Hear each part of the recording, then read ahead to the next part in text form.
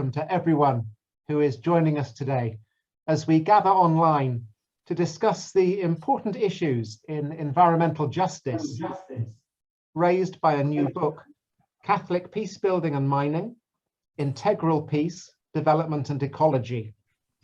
This volume of papers brings Catholic social teaching sharply to bear on topics central to the ecology of our planet and the rights of different peoples and agents, and also shines a light on the abuse of rights. In a moment, Dr. Maria Power will outline the event and introduce our distinguished speakers, headed up by Professor Gerard Powers, Director of Catholic Peacebuilding Studies at the Kroc Institute at Notre Dame. But I am mindful today of meeting at a terrible time for the people of Ukraine, under brutal and unjustified attack by Russian forces. And so I ask you that we begin our meeting with 1 minute of silent prayer for the people of Ukraine. Thank you.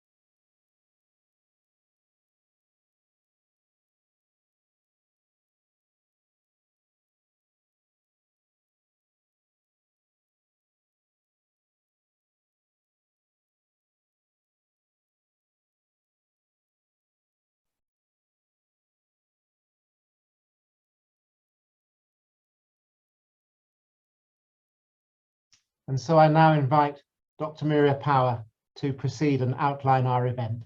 Thank you, Maria. Thank you, Richard. So welcome, everyone. I'm absolutely delighted to be hosting this event with the Las Casas Institute for Social Justice. And before I can begin, Jerry and Caesar have made the book open access so that we can all download it and learn from what is actually a prophetic publication.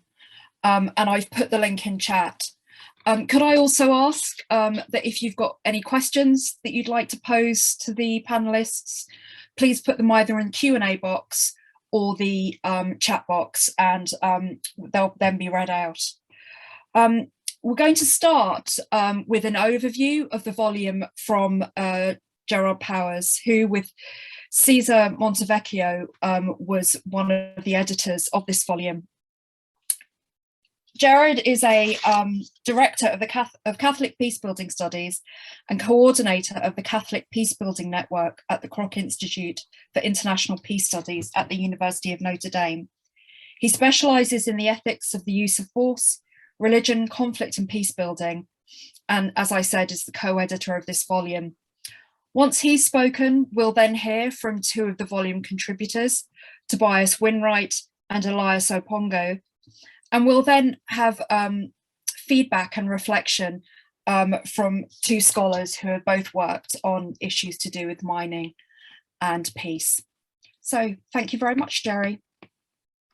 Well, thanks for your kind introduction, Maria, and thank you, Father Richard. We're very grateful that the Casas Institute is willing to sponsor this event on our book. I feel like we should be talking about how Catholic peacebuilders can address the awful aggression against Ukraine, but perhaps that's for another day. Why did CPN do a book on mining? Since its founding 2 decades ago, CPN is focused on accompanying the Catholic community in Colombia, Mindanao, and the Philippines, and Central and East Africa. In each of these areas, mining is considered by many as essential to economic development, yet it is also linked to violence, human rights abuses, environmental degradation, and unsustainable development practices, and weak governance. So in 2014, we began a series of consultations with both scholars and practitioners on mining, and that eventually led to this book. The Catholic community's engagement varies widely. When I tell people I just edited a book on Catholic mining, many even well-informed Catholics look at me quizzically and say, huh, you mean the church has a position on mining? That is the view of some church leaders and other actors. They know mining is important, but as pastors, they conclude they have no business getting involved in the mining business. On the other end of the spectrum is the church in El Salvador, which played a key role in that country becoming the first nation to ban metal mining in 2017.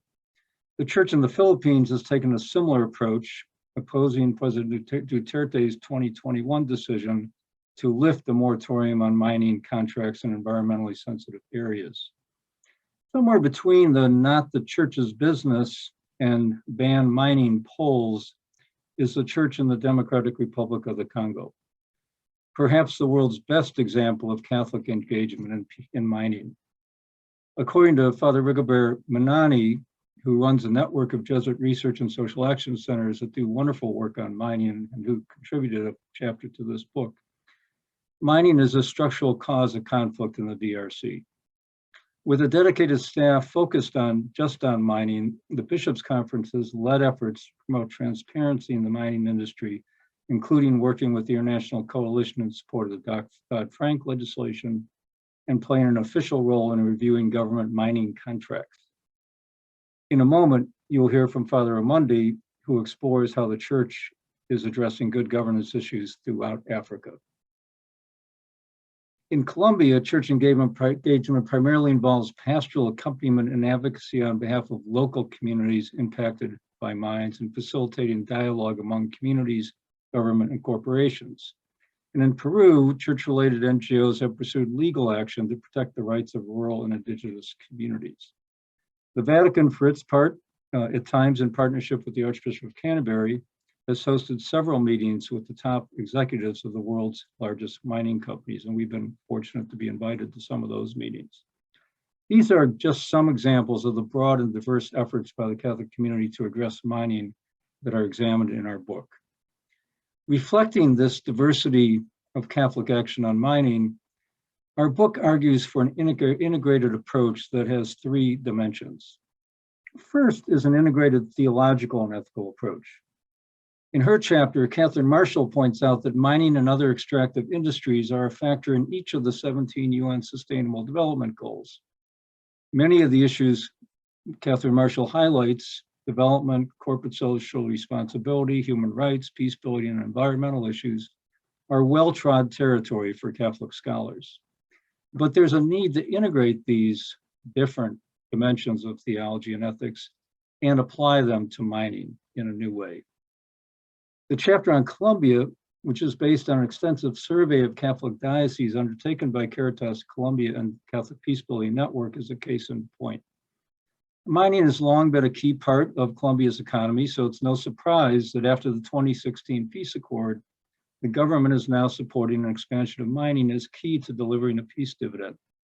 Sandra Polonia Reyes and Hector Fabio Henao find that mining intersects with violent conflict in numerous regions of the country. In some cases, armed groups rely on mining to fund their violence. In others, government or private security forces use violence against those opposing a mine. In still others, a mine might generate conflict within a community among those who see the mine as essential for development and those who are concerned about its negative impacts on the environment, indigenous rights, or conflict. Despite the connection between mining and conflict, the fact that the world's most comprehensive peace agreement did not address mining was, they suggest, a missed opportunity to connect integral peace, integral ecology, and integral development. In a few minutes, Tobias Winright will talk about how he tries to make this integration through a theory of just mining. A second dimension of integration involves practical theology, connecting theology and ethics to church practices. The Catholic community is deeply engaged on mining in many places, but unfortunately, this aspect of lived Catholicism has gone largely unexamined by and is not always deeply grounded in Catholic theology and ethics. Theological and ethical reflection must catch up to Catholic practice, learn from it, and help develop new frameworks and ideas to strengthen and support it, consistent with the approach of Laudato Si. By putting scholars and church actors in conversation with each other, this book is a modest attempt to fill this gap. A third dimension of integration is horizontal and vertical integration. And that relates to why a book would focus specifically on Catholic approaches to mining. Mining is simultaneously radically local in how intimately operations are connected to specific places, and massively global in how the industry is part of complex transnational economic networks and is dominated by relatively few multinational companies. The Catholic Church is one institution in the world with the scope and scale to match the scope and scale of mining industries. Not surprisingly, however, as Ray Offenheiser, formerly of Oxfam and another author of a chapter of the book, the church has a lot of work to do to match the sophistication of mining companies on issues of mining. Vince Miller argues that the problems with mining are a network problem more than a failure of moral will. While Catholics are united in Christ and supposedly in communion with each other around the world, church networks are no match for mining market networks. Therefore, he proposes a synodal ecclesial communication network to deepen relationships among Catholic consumers and Catholics impacted by mining in local mining areas. Mining is essential to life as we know it. Clean energy will make it even more so. Whether mining is a force for good or ill depends on many factors: the material mined, end uses and users, policies and practices of mining companies, the quality of governance, the role of affected communities, socioeconomic cultural context, and mining's place in broader development plans. There's no one-size-fits-all ethics of mining. Reflecting that reality, our book highlights the need to connect the dots. A theology and ethics of integral peace, human development and ecology, an institutional capacity to address mining issues at various levels, from the local to the global and across national divides, and the people power that includes the capacity to catalyze a large network of actors at different levels. I hope our book sheds some light on how this big, diverse, and complex thing we call the Catholic Church is using and can better act in an integrated way in collaboration with many others to contribute to a more just, sustainable, and peaceful approach to mining. Thank you.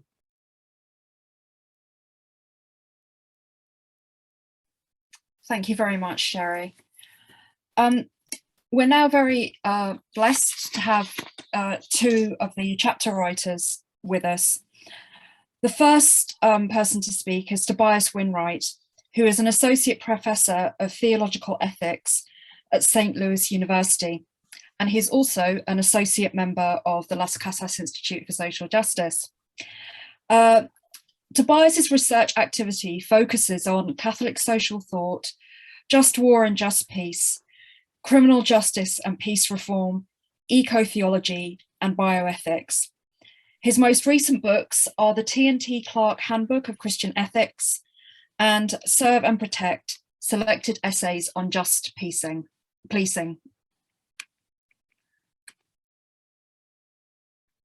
Dr. Power, and thank you to everyone, both at the Kroc Institute at Notre Dame and at the Las Casas Institute for Social Justice in organizing this event.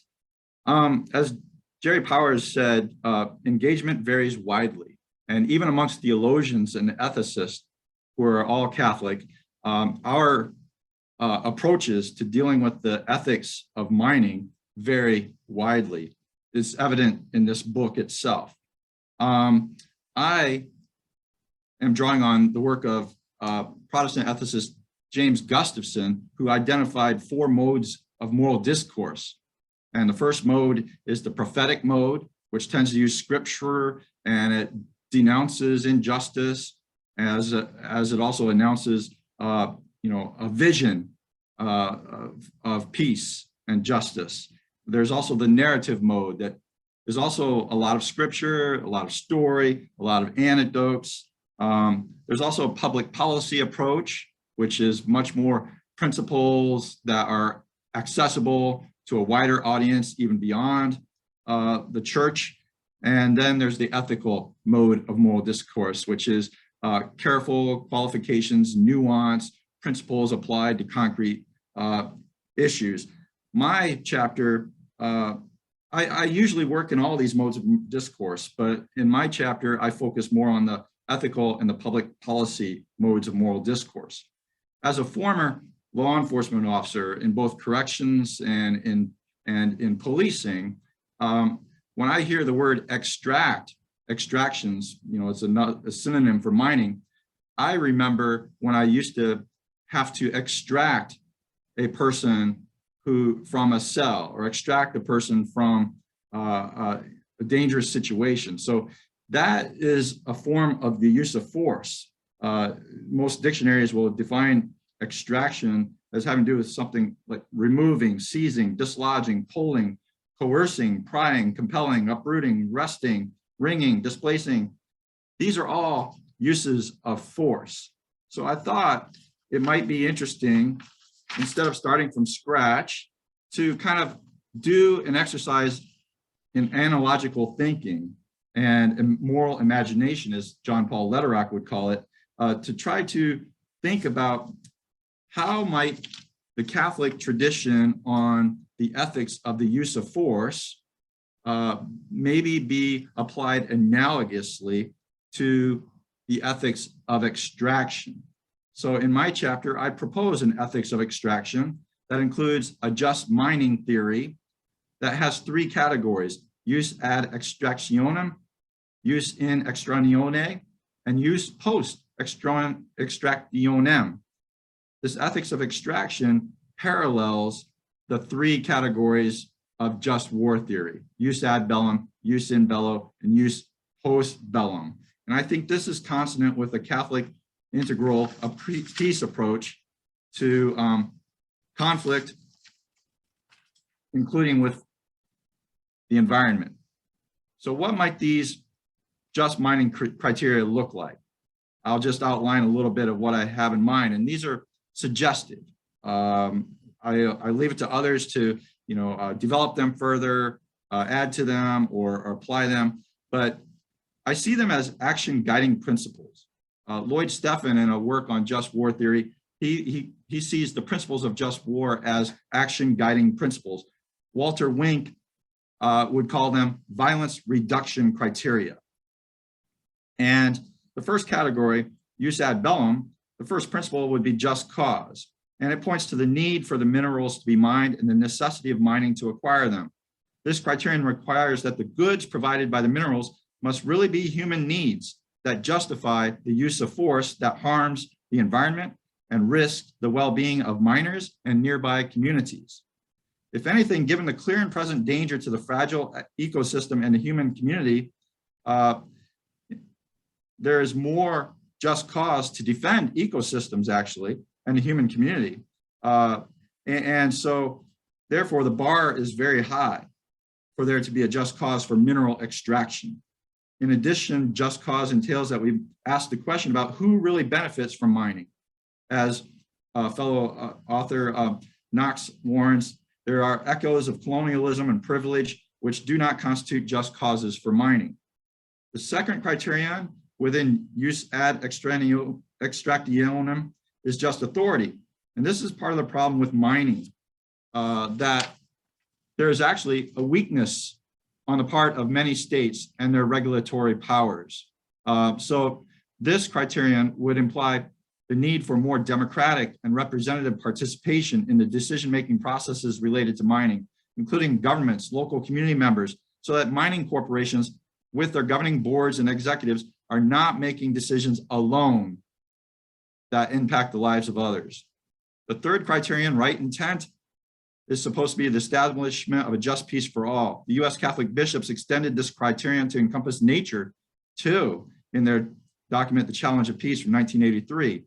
And the Compendium of the Social Doctrine of the Church says there's a fundamental rule about the intervention of the human being in nature, which should be governed by respect for other persons and their rights, as well as respect toward other living creatures and the environment. So right intent, we should desire peace and shalom as a result of this exercise. The fourth criterion, the probability of success, should take into consideration not only the likelihood of acquiring resources through mining, but also the prospects for doing so in a way that minimizes harm to the environment and to people, as well as its odds of benefiting all involved, such as by creating integral human development and preserving cultural and environmental heritages. The USAID extractionium criterion of last resort asks whether other reasonable and feasible means of obtaining mineral resources have been first attempted and exhausted. Have other alternative sources of what a particular mineral provides been seriously explored? This I see as paralleling the ecological precautionary principle, which says to err on the side of precaution and make sure other options have been considered seriously. The sixth criterion of proportionality I see as analogous to the concept of sustainability and justice, the norm of justice entailing fairness to future generations, as well as respect for ecosystems and the earth processes on which all forms of life, including but not limited to humans, depend. In the second category, use in extractione, there are two criteria, discrimination and proportionality. Discrimination rules out direct, intentional attacks on what is necessary for human life, such as water, food, homes. Extraction ethics expects that the intended damage from the use of force by mining be immediately directed to the area mined. Mining companies and workers must discriminate or draw a distinction between the plot of earth to be mined and the surrounding area. They should use the most fitting, least harmful, most proportionate means of mining, thereby minimizing dangers and risks. The third category of just mining criteria, used post-extractionem, requires that mining companies take responsibility for what they have done to the mining site and its environs, as well as the ongoing consequences of mining conducted there. It is necessary to evaluate the long-term environmental cost of extractive activities. Companies should anticipate the costly cleanup of environmental damage. Not only should toxic waste be removed, perhaps trees and flora should be planted. For affected human communities, adequate healthcare and financial compensation should be provided, and the land should be restored for new development activities or other uses. Post-mining expectations such as these help ensure that the pre-mining right intent has been sincerely implemented throughout all three of these phases. So by attempting to communicate in this public policy and ethical mode of discourse, I'm hoping that I've offered something that may be persuasive to business and governmental audiences, giving attention to the interplay of goods and inevitable evils accompanying mining as a use of force. And by attempting to limit these evils while stopping short of the absolute prohibition of mineral extraction altogether. This just mining framework and criteria, I believe, are consonant with other modes of moral discourse in our volume in contributing to a just and integral peace. Thank you. Thank you very much, Tobias. Our next speaker is Elias Opongo, SJ. He is a senior lecturer and conflict analyst at Hikimi Institute of Peace Studies and International Relations, and the director of the Center for Research, Training and Publications at the same university. He is a Jesuit priest and holds a PhD in Peace Studies from the University of Bradford and an MA in International Peace Studies from the University of Notre Dame. He is a conflict analyst and peace practitioner, and his research focus and publications have been in the areas of transitional justice, peace building, and conflict resolution. He has a forthcoming book, Election, Violence, and Transitional Justice in Africa, due to be published by Routledge. His chapter in this volume is entitled Good Governance for Mining and the Promotion of Peace in Africa. Thank you very much, Elias. Thank you, and thank you very much, Maria, and thank you to Las Casas for bringing us together for this interesting session. So mine will be a bit of a brief on good governance for mining and promotion of peace in Africa, mainly looking at how the church has been responding to the challenge of mining in the continent, and then proposing a Catholic peace-building approach that could engage us. So if you look at the African continent, it's really a continent with a lot of minerals, and actually one of the richest when you look at just the quantity of or the amount of minerals in the continent. For 2019 alone, the continent produced almost 1 billion tons of minerals, worth 406 billion. Unfortunately, most of this money does not remain in Africa. And so it raises even more concern on why this should be an important issue to address. And that's what we're doing here today. Lots of minerals, as you can see, a whole variety, but Congo, the DRC, is one of Africa's largest industrial diamond producer, followed by Botswana, and then also South Africa used to be there, but not anymore. But then why is Africa not benefiting? First of all, the price of copper has dropped almost by 67% for the DRC and other countries.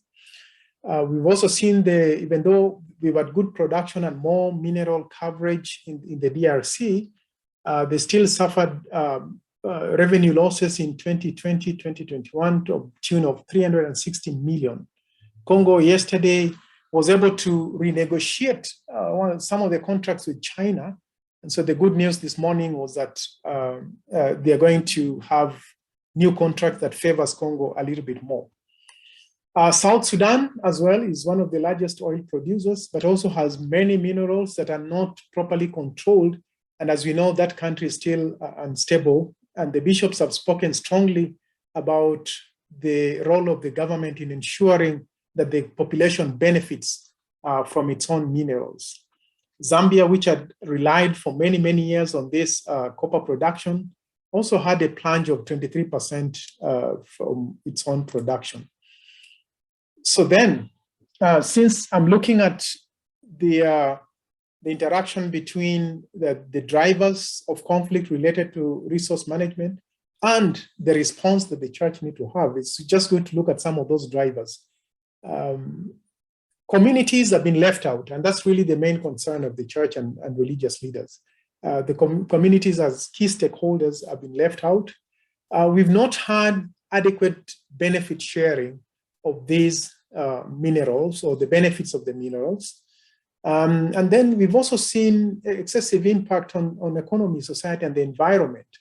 On the economy, because there's over-reliance on these minerals, but because they're not properly managed, there's a lot of corruption that comes with it. We don't have adequate institutional and legal framework. There is some improvement over the years, and quite a number of countries have been doing review with the financial management as well as contract review. And there's been a lot to learn from Latin America and other countries that have gone through these phases. So I think there's something positive there, but how we manage these funds is still a matter of concern. And it's a bit more difficult for countries in conflict like the DRC and South Sudan that I was particularly interested in looking at. So generally, unwillingness to also address the natural resource question when it comes to peace agreements. So the responsibility of the church and civil society has been to raise some ethical questions that I would say are really key to ensuring that mining benefits the people. One, development for whom? I remember some communities in India saying that you rather bury us on the ground other than come and mine our minerals and leave us poorer. So who benefits from the mining industry? What is the level of distribution of mining benefits to the people? What are some of the human rights concerns when it comes to mineral extraction? How about the impact on the environment and the transparency around contracting process? So these are key ethical questions that are important as even we look at these contracts. What has been the strategy of the church? If we look at DRC and South Sudan, one, we've realized that this whole area is very complex. So enhancing the knowledge on dynamics of mining, what is the contracting process, how many minerals are involved.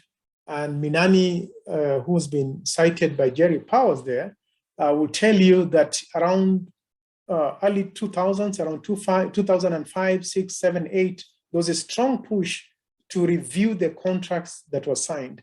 And actually, through the advocacy of the church, more than 40 contracts were reviewed during that particular period, and some were even canceled. But then the church realized that we need to establish a special sector just to address this particular issue, because it's a complex area. Number two is identification and prioritization of issues of response. We can't respond to everything, but at least we can be guided by what is the biggest need of the society. And then number three is to come up with advocacy strategies towards conflict resolution, one, because there's a lot of conflict that come with this particular management of these minerals. Number two, protection of the common good. And three, safeguarding of human dignity. I conducted some research around eastern part of the DRC on the strategies of the church in responding to this particular issue of extractive industries. And one of the issues that emerged during this particular period is the danger in advocacy, because you are dealing with armed groups, you are dealing with discontented communities, and also you are dealing with multinationals.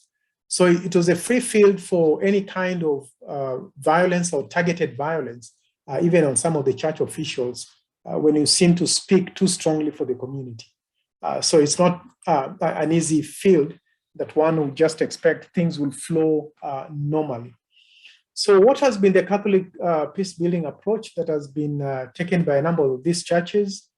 One, as the other speakers have spoken and mentioned, the whole issue of stewardship of God's creation. And the document Laudato Si has created a very positive response, which surprised many, even by some of the churches and diplomats that have been very positive on this.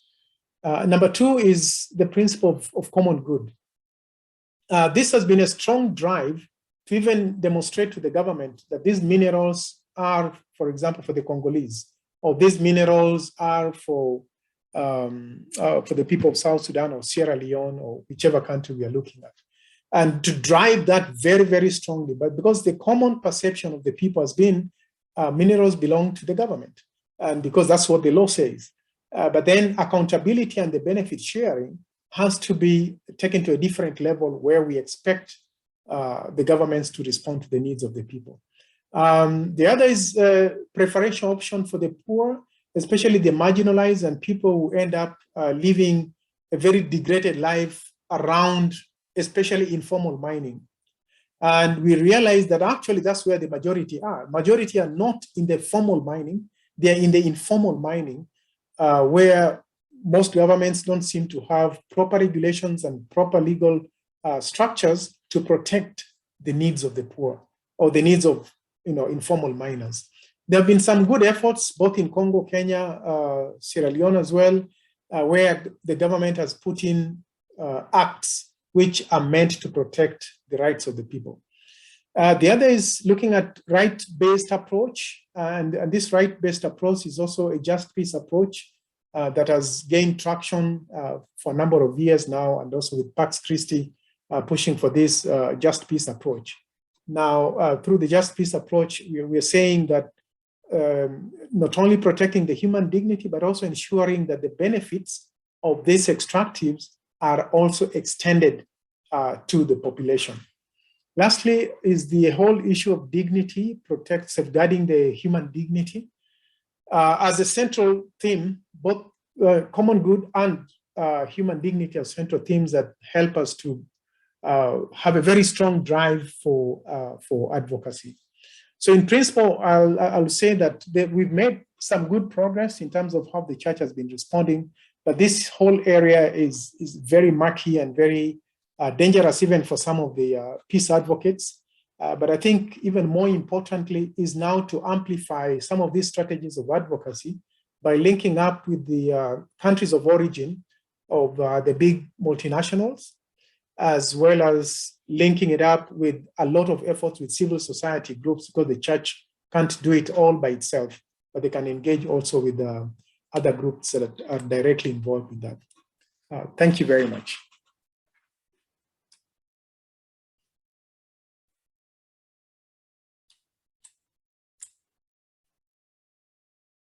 You're muted, Maria. I knew I'd do that at least once. Thank you very much, Elias. So as you can see from the 3 presentations we've had, this is really a phenomenal book, to use the words of one of the speakers that's coming up, that really does raise some very important questions, not only for mining companies, but for lay Catholics as well. So we're now going to have 2 responses from the book to the book. The first is from Dr. Selina Gallo-Cruz, who is an associate professor of sociology at the College of the Holy Cross in Worcester, Massachusetts. But in 2021 to 2022, she's a Fulbright Finland Fellow at Tampere University. She is a political and cultural sociologist with an expertise in global social movements, peace and conflict, and women's studies. She has recently authored Political Invisibility and Mobilization, Women Against State Violence in Argentina, Yugoslavia, and Liberia. More importantly, and more relevantly here, her current research focuses on the interaction between protest and political fields, environmental policy, and she is currently editing a special issue of extractive politics, conflict and peace building for the Journal of Social Encounters. And I do encourage you to, if you're interested in this area, to submit a proposal to her. So thank you very much, Selina.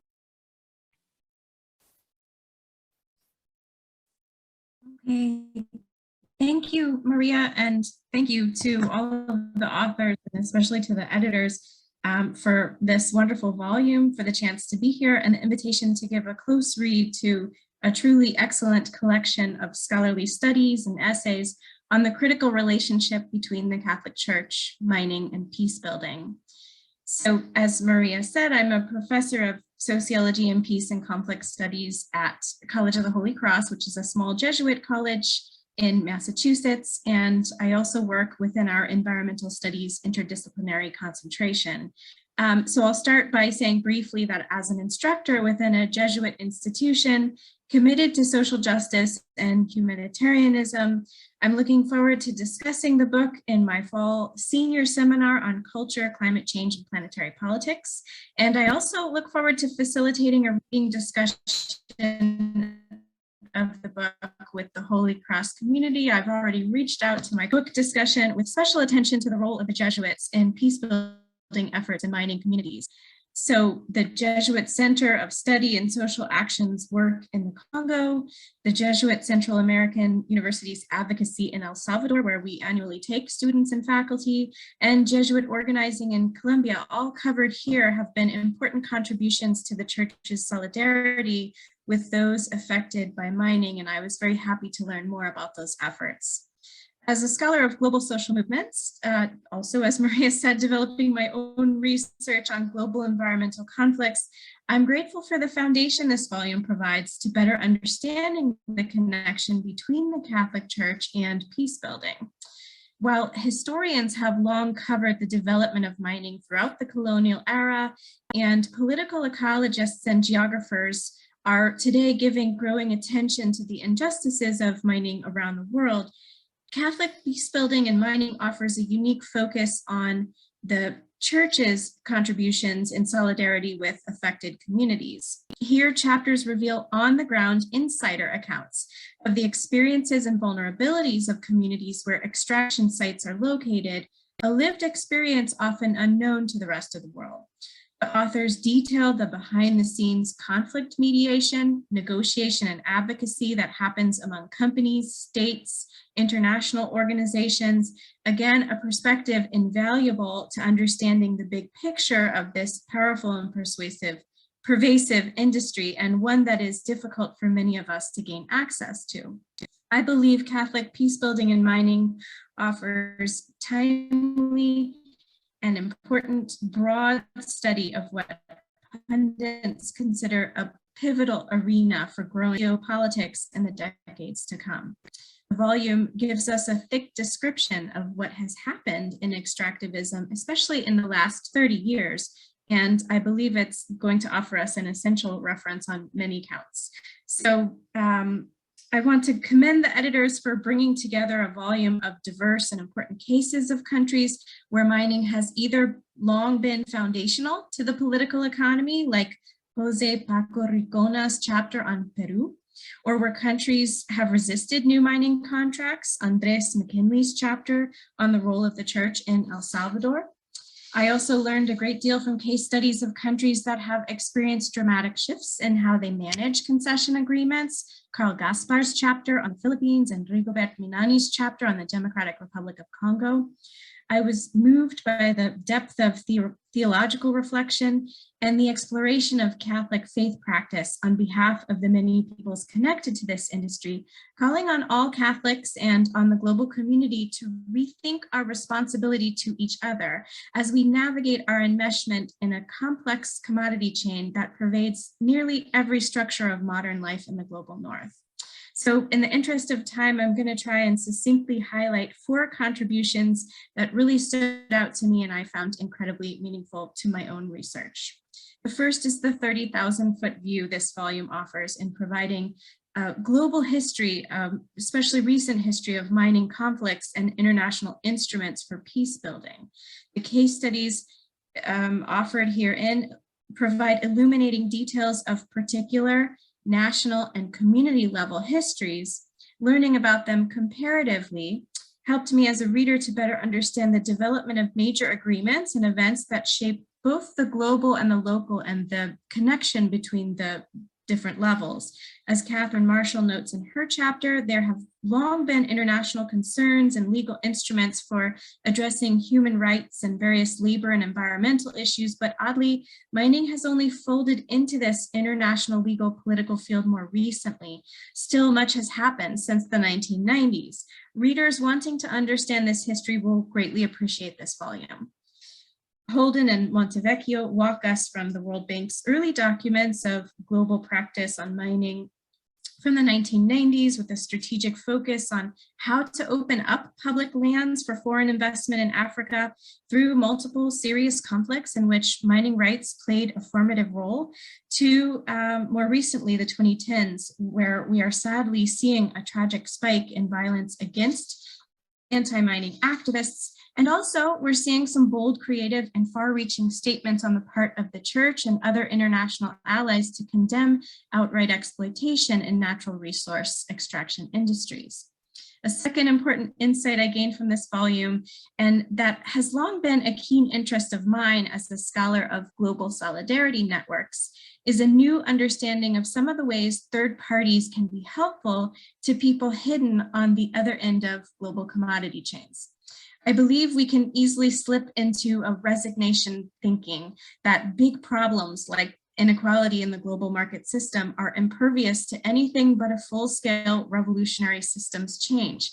Here, I was struck by how many powerful small acts of solidarity the church provides to communities throughout the world and how important that solidarity is, not only to those individuals, but also as it aggregates new opportunities to challenge injustice on a global scale.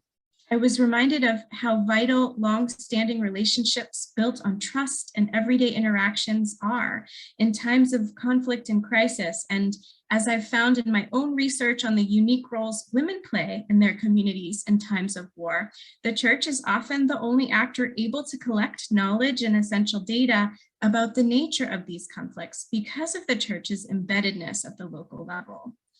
Importantly, the church is also uniquely positioned to advocate on behalf of vulnerable communities because of its global ties to influential NGOs and political leaders. So this is a really important takeaway. There were compelling examples of this dynamic solidarity offered throughout the volume. I'll just say quickly that I especially appreciated Andres McKinley's chapter on El Salvador because it nicely sums up 5 special contributions the church can make. In consciousness raising, education and movement building, in lobbying and building multi-level alliances, in facilitating dialogue and consensus, and in influencing and inspiring political will to protect the environment. A third contribution, and one I find essential in facing this complex issue, is the moral centering this volume provides by calling us to confront some of the most difficult paradoxes that pervade both the industry and the infrastructure of modern life that it sustains. In his chapter on development as depth, Clemens Sedmak clarifies the distinctly Catholic conception of a common good that focuses on uplifting and protecting the most disadvantaged, quite a different approach than the secular utilitarian goal of the greatest good for the greatest number. Many of the chapters here draw on the insights of Laudato Si. Sedmak explains that this encyclical poses bold challenges against the obstacles to an integral human development, obstacles including the rapidification of modern life, the technocratic paradigm, excessive anthropocentrism, rampant individualism, maximizing profits, and self-interested pragmatism. In his chapter, Mining and the Call for Solidarity, Vincent Miller recalls Pope Francis's admonition that we take on both the throwaway culture and the globalization of indifference in our fight against injustice. And Sandra Bolania Reyes and Hector Fabio Henao explain that for offering pastoral care on the front lines of conflicts in Colombia, Laudato Si adds an essential element to peace building, following a peace process in 2016 that failed to mention mining altogether. They explain how in many places, the church is the only organization boldly standing up to injustices experienced alongside mining, but for communities to engage in a truly transformative dialogue, the value of care for creation must be strengthened so that human rights work is connected to understanding the intrinsic dependency of human life upon the integrity of the land. So finally, I want to add a note of appreciation for the work the church has done through ecumenical networks. While this volume has so much to instruct on Catholic practice and Catholic teachings as they apply to this particular political field, I also greatly appreciated learning about interfaith dialogue and allied advocacy with the International Network of Engaged Buddhists, the Church of England, the Episcopal Church, Allied Religions for Conservation, and the G20 Interfaith Forum. So I'll just conclude by saying thank you again. I thoroughly enjoyed how well integrated each of these chapters were. I think remarkably well, building on and adding to the revelations made in other chapters. It made for an enjoyable read and an illuminating read, and I look forward to the many conversations and new areas of scholarship to come that I believe this volume will inspire. Thank you very much, Selina.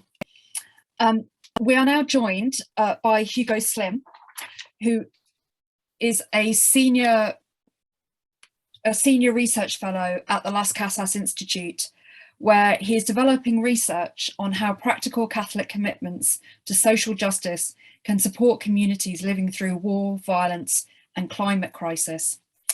He is also the academic director of the Oxford Consortium for Human Rights, a group of universities and community colleges in the US that are hosted in Oxford by the Las Casas Institute.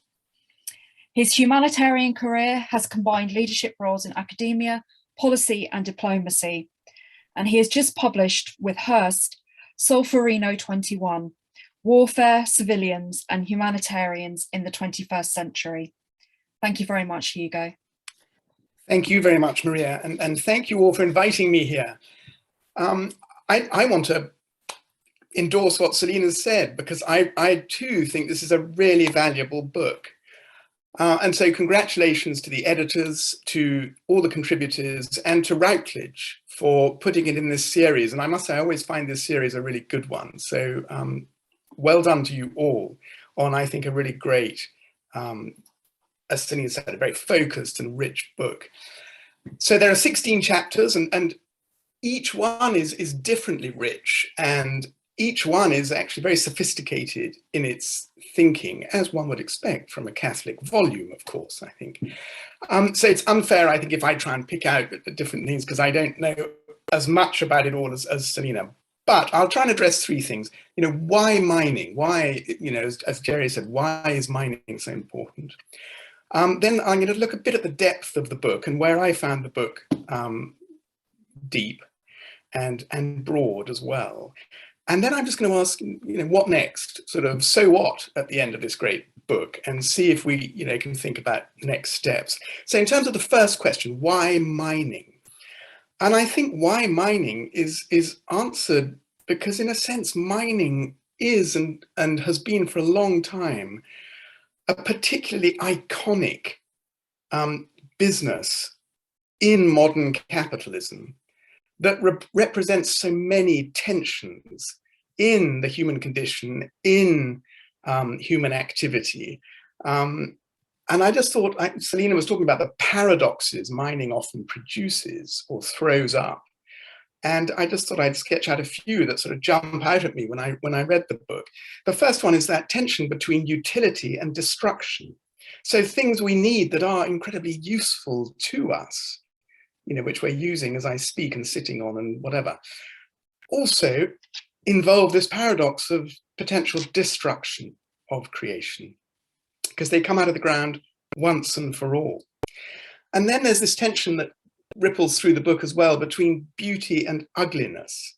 So things that we find under the ground can be so beautiful, and we can make them so beautiful.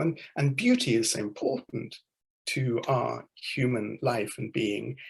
And yet mining, that process can create such ugliness as well. Scars on the landscape, livelihoods destroyed, pollution poisoning villages and people and children.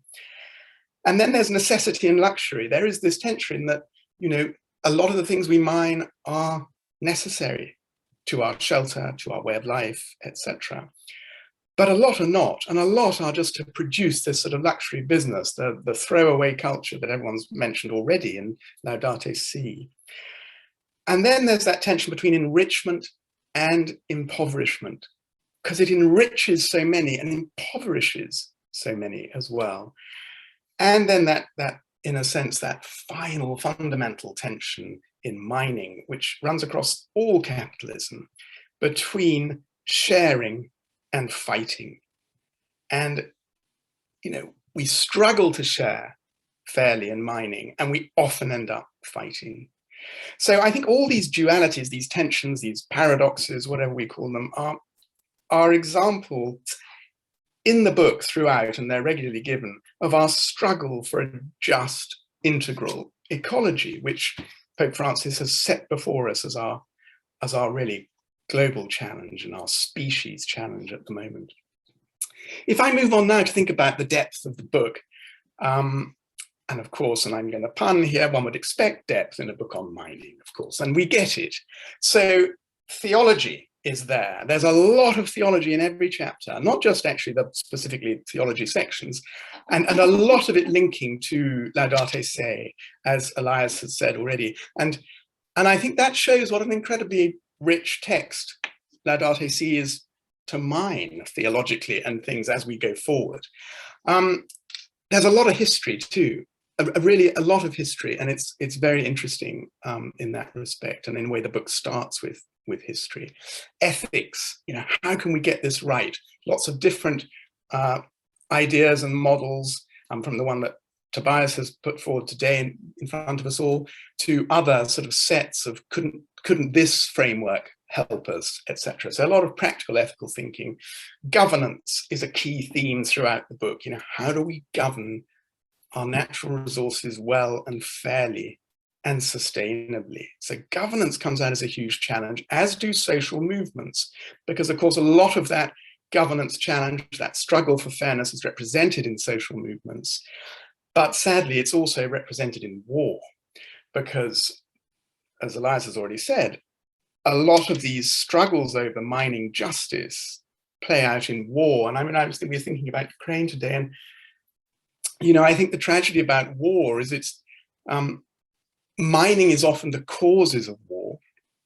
It can cause and multiply causes of war. Tragically today, as we see so many of Ukraine's, we'll see Ukraine's cities destroyed over the next few weeks. It'll be mining that rebuilds those one day, I hope. And so, you know, war is also a cause of mining. Development is really well looked at in the book. There are several people who theorize about development. You know, what is development? What is economics? What is it really to flourish and prosper with the common good? So there's a lot of development theory really well elaborated through mining in this book. So just the third thing, sort of after depth,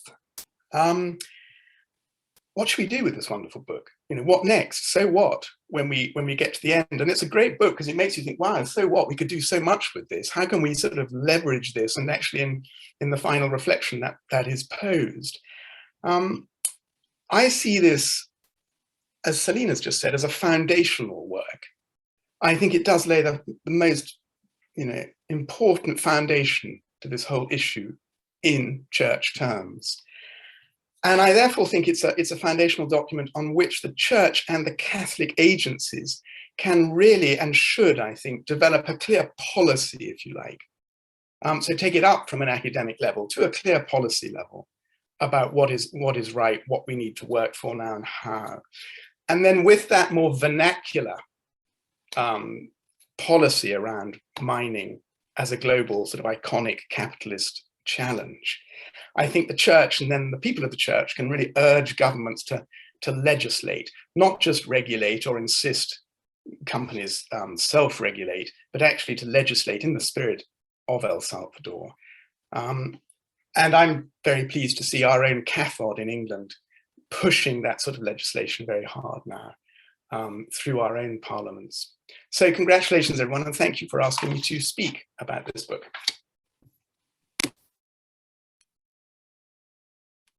Thank you very much, Hugo. So we have a number of questions, but I would actually like to take chair's privilege and start by asking Jerry and Caesar, by picking up on Hugo's question, what is next with the collection?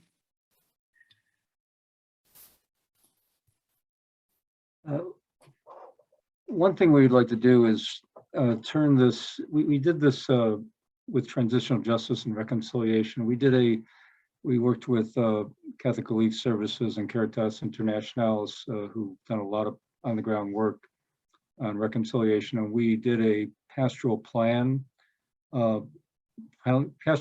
guide that we hope will be used by bishops' conferences, you know, development agencies and others who are involved in transitional justice and reconciliation. We'd like to do the same kind of thing on mining, sort of the pastoral planning guide or the strategic planning guide on mining. You know, right now, for example, the Catholic Church in Colombia as a national body has not said that much about mining. There's a lot of activity in Colombia at the local level on mining, but the Catholic Church, the big Catholic Bishops' Conference has not addressed the issue in any detail. They haven't really found common ground. You know, we'd like to provide a document that would help them at least make sure they're asking the right questions, considering all the resources the church offers, maybe considering how the church in other parts of the world have addressed the question. And so that's something that the Catholic Peacebuilding Network, I think, does pretty well, is that comparative work for the church, because it's often the question that we're asked is, tell us about good practices of the church in other parts of the world on this question. And so I think that's one thing that we can do as a follow-up. We'd also like to go into more depth. My sense of a lot of the work that's done on religion and ethics and peace building too often stays at too general of a level. And, you know, even doing just Catholic seems very specific unless you know the Catholic community and how diverse and complicated it is.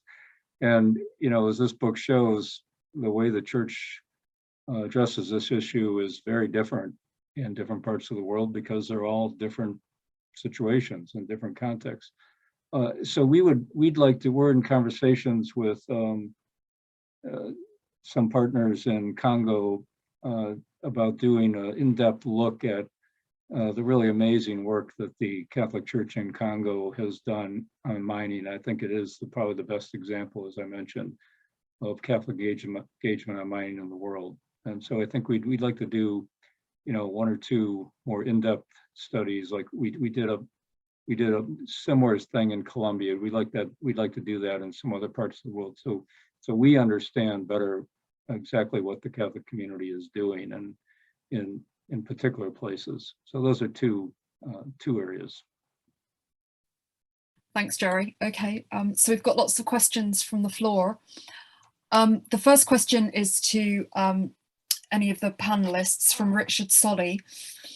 I have not yet had a chance to read the book and wonder whether it notes the work of the churches and mining network in Latin America, which links many mining affected communities. It recently published a useful paper on corporate capture of church organizations by the industry. Could you please comment on this? Who'd like? We have 3 chapters, as was mentioned, as Selina mentioned. We have a chapter on El Salvador, a chapter on Peru, and a chapter on Colombia, and then we have the general chapter by Catherine Marshall, and so I think there's some, we address some aspects of those regional efforts of the church to address mining. And then the same is true in Congo. Father Manani, who wrote the Congo chapter, also is deeply involved in a regional body that the church has set up to deal with mining and environmental issues in the Congo Basin region. So we don't have a chapter specifically on that work, but some of the chapters address it either indirectly, at least in passing. But there's a lot going on in the church around the world that we couldn't capture in this book. This book gives a flavor of some of it, but we couldn't begin to capture all the wonderful work that's being done by Catholic actors, and that's one example.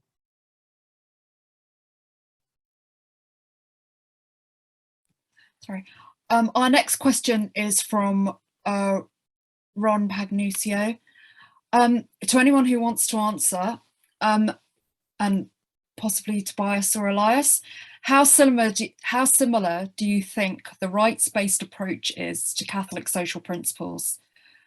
Does the rights-based approach have the same level of respect for the environment that we find in, for example, Laudato Si'?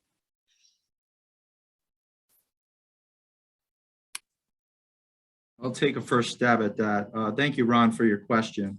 And thank you for attending this session today too, and publicizing it. Of course, we could break down the rights-based approach. There's different rights-based approaches, so I would want to know more about that. But as we know, the Catholic social tradition does, well, since the mid-20th century and John the 23rd, we use the rights language, but it's always tethered to responsibilities and duties and obligations. And so I think my chapter presupposes, the right to life and a right to good health and access to health and a right to a clean environment. So, behind that, there are certain rights, especially on the part of the area being mined and the communities there, but also on the part of workers to have, this is what Rerum Novarum began to address, the workers' rights to, certain conditions of labor that are more just. So I think those are there, and they might interface with some other rights approaches. But for me, the Catholic social tradition's approach to rights is also equally about responsibilities. And so my chapter was trying to provide some middle axioms, some approaches that will at least lift up responsibilities of governments and mining companies to which we can hold them accountable. I do agree, and thanks for your question. I think one of the challenges we're facing now, even as we talk of rights-based approach, and the Catholic social teaching puts emphasis on safeguarding human dignity and also common good that is for all of us. Recently, we've been working with some communities that are doing mining, informal mining in some parts of Kenya here. And there's a bit of a challenge when you talk of rights approach, because they say they also have a right to livelihood. And the right to livelihood then means they'll have to do anything they can, as long as within the parameters of the law, to fend for their own livelihoods. But then it ends up with a lot of destruction on the environment because of the kind of rudimentary chemicals that they have to use to purify, in this case, gold, using mercury. And mercury then pollutes the water sources and makes some of these agricultural lands totally unusable. Now, when you talk of responsibility here, they'll ask you, so what do you expect us to eat? We know your concern is the environment. Our concern is survival. So we're engaging in some form of dialogue and tree planting exercises that will sort of help to recover some of these areas. But we need to work a lot on even conscientization around the impact on the environment, as much as we are taking the rights approach to livelihood and protection of environment, human dignity, and the common good. So there's some competing needs there, which I found really interesting to engage with. Yeah. Thank you. Would anyone else like to comment on that before we move on? Okay, now we have a question from Daniel. Does the book also contain a dialogue with other philosophies and religions? And can I also find some examples of engagement with NGOs, sorry.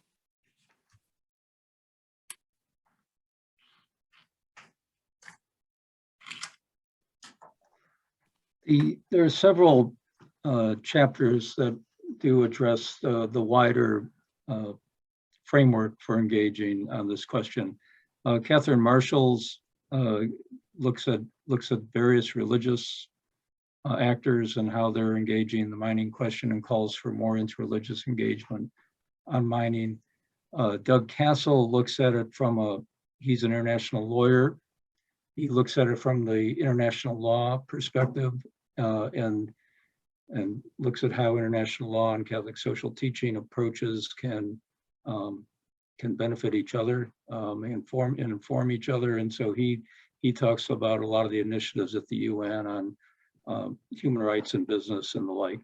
And then Ray Offenheiser's chapter, Ray, before he came to the Keough School at the University of Notre Dame, he was a longtime head of Oxfam America and very involved in Oxfam's work on mining, a whole range of mining issues.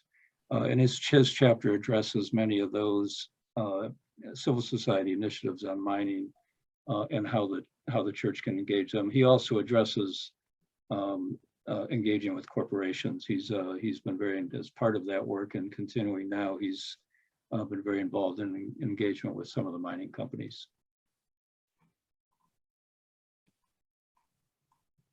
Tobias, would you like to add something? Oh, I just saw another comment there about rights as evolving, and that is true. I mean, I've seen in India, I think Ganges River, there's places around the world, indigenous religions that regard rivers as persons, and we're starting to recognize these as having rights to be protected. So I think, again, this is a foundational volume. It's suggestive. I could easily see, a comparative religious and ethical volume, down the road that, addresses from these various perspectives even further what we're, just now beginning to address ourselves. Thank you. Now we have a question from Tom Bammert.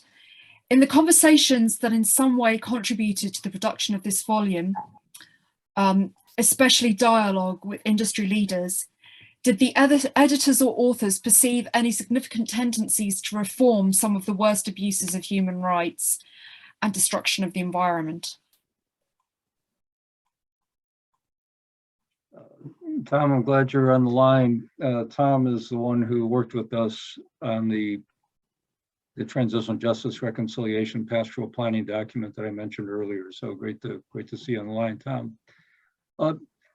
I've been involved in, I was involved in one of the meetings that the Vatican hosted with the CEOs of the biggest mining companies. And these are the mining companies that have started a coalition that has a set of corporate social responsibility principles that everybody has to abide by. And you have to prove that you're abiding by these principles before you can join this elite group of big mining companies. And my colleague and co-editor Cesar Montevecchio attended another one of those meetings with Vatican leaders and the CEOs. And Ray Offenheiser, his chapter addresses in part the need for the church to become better in engaging with the big corporate actors in mining. And Ray would argue, he argues that, as I mentioned, the church has to become much more sophisticated about mining in order to engage. We have to become more knowledgeable. At the same time, the mining companies have to learn how to speak church. We need translation services because the church actors come at this from a very different perspective, obviously, than the mining companies. And so you have that part. It's hard to engage in that respect because you just don't have a common language and a common understanding and a common sophistication about what the issues are, or in mining, and about what the moral concerns are of the church. But Ray's chapter argues that the church and other actors need to recognize that some of the mining companies, not all, have really tried to improve their business practices, and you can't. And if we don't understand that, then we can't seriously engage this question. And he notes that there's even some discussion about whether a mining company should see themselves as development actors, not just as businesses that are working for their shareholders primarily, but actually as key actors in development. So there is some in this book that is about that corporate engagement that I think is useful. Thanks, Jerry. Now a question from Edward Hadas. I spent some years analysing large quoted mining companies for investors. I was struck by their complex attitude toward the various labour, community and environmental issues involved in mining. Not hostile, but not really competent, without guidance and some standards to follow. These companies were reluctant to work in the DRC because of corruption. Do you have any thoughts on relations with or against the big multinational companies? I suppose in many ways you've covered that in some ways, but Elias, would you maybe comment from a specifically African perspective? Okay, yeah, big multinational companies. Edward, thanks for your question and for participating in this conversation. One of the big challenges has been, first of all, the complexities with which some of the contracts had been signed. And if I take the case of Congo, the contracts were signed around 2002, the initial contracts of the mining companies, and some of them were even signed in the course of the conflict, which made it difficult for the local governments to assess the levels of benefits for these kinds of contracts. So in 2018, the government came up with new mining laws, increasing, for example, the benefits that should be extended to the government from 2.5 to 3.5%. And that has had, to some extent, some significant change in terms of mining, in terms of managing those mineral contracts.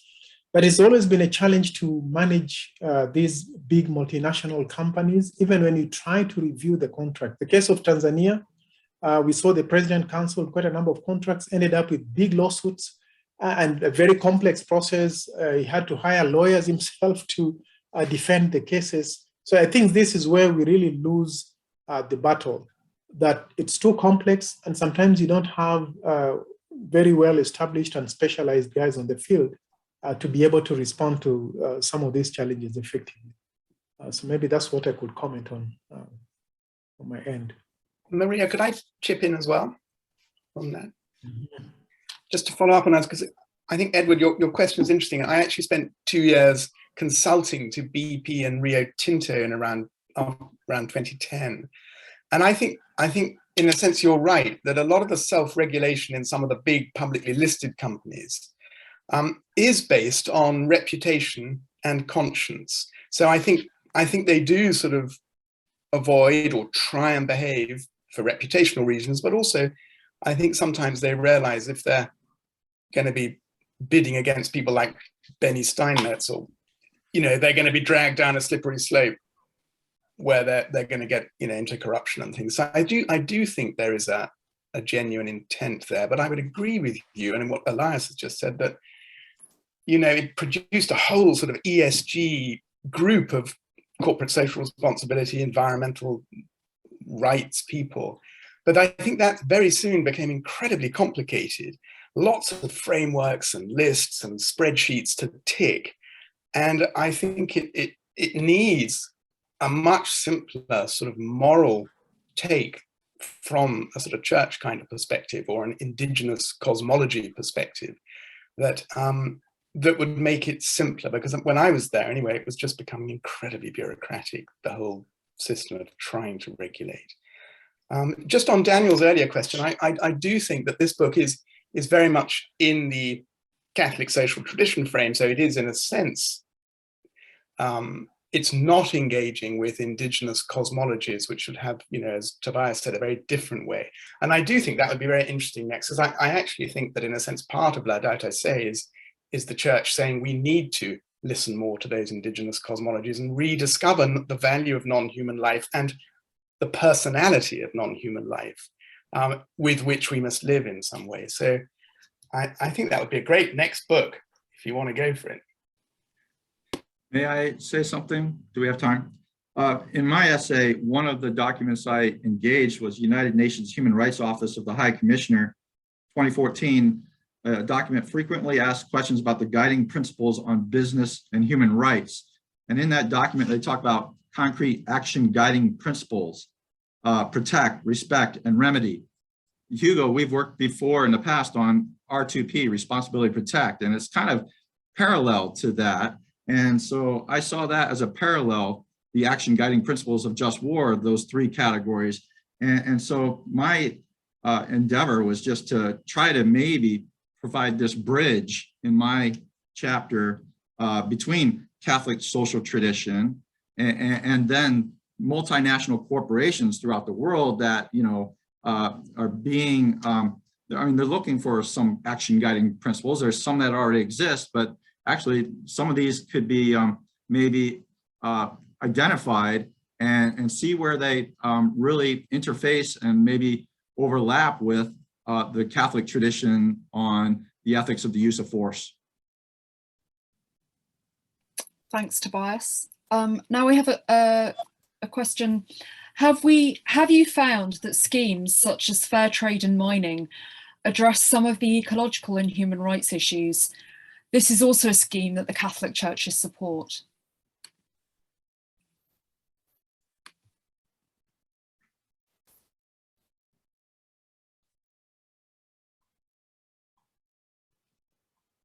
Anyone? Or is fair trade? I've spoken too much. I'd let somebody else take that.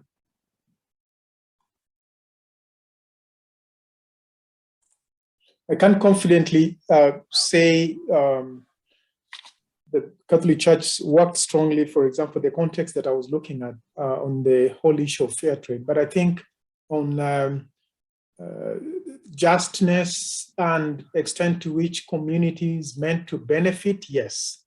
And on pushing on accountability, yes. But in terms of determining the ethical quality of the production and the sale of this particular product, I think it's become very complex. A number of countries have tried to passed some laws, including Botswana for their gold and stuff like that.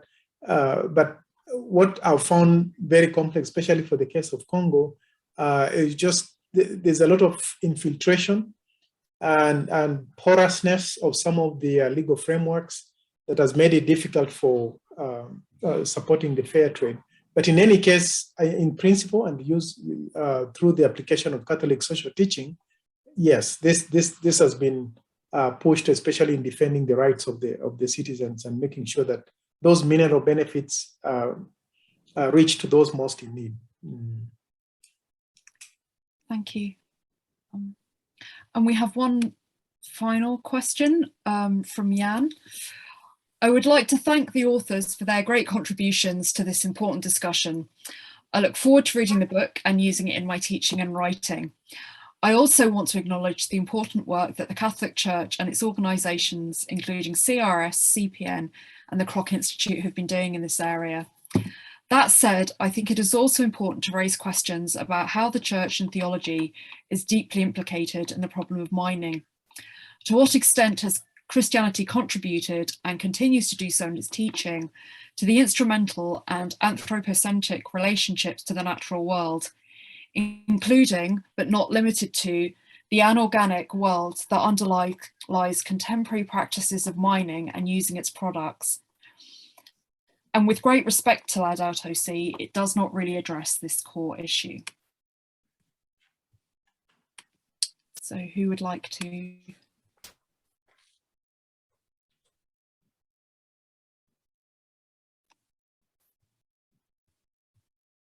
Tobias? I certainly agree, and Laudato Si does not cover everything, and I think it is suggestive and dialogue and wanting more. Yeah, I haven't read all the other chapters, so perhaps there's another essay in the volume that does reflect on the church itself. But you know, I'm at St. Louis University, a Jesuit university, and there is certainly room for, you know, examine, you know, to do some possible confession. You know, and yes, I would support that for sure. May I respond to that as well? Yes, of course you may, yes.